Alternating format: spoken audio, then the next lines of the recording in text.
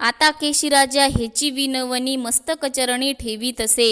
देह असो माझा भलतीये ठाई, चित्त तुझ्या पायी असो द्यावे।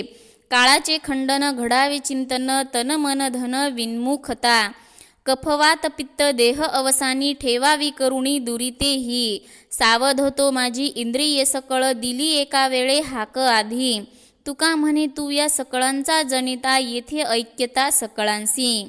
हे केशीराजा तुझ्या चरणी मस्तक ठेवून मी अशी विनंती करीत आहे की माझा देह कोणत्याही ठिकाणी असो, मात्र माझे चित्त फक्त तुझ्याच चरणी असू द्यावे। तन मन आणि धन या बाबतीत माझे मन विन्मुख होऊन माझा सर्व काळ फक्त तुझ्या चिंतनामध्ये जावा। कफ वात पित्त हे सर्व दोष माझ्या देहात असून अंतकाळी तुम्ही ते निवारण करावे। जोपर्यंत माझी इंद्रिये सावध आहेत तोपर्यंतच एक वेळा तुम्ही मला हाक मारा। तुकाराम महाराज म्हणतात, देवा सकळांचा जनिता निर्माता तूच आहेस आणि सगळे तुझ्यातच ऐक्य पावणार आहेत।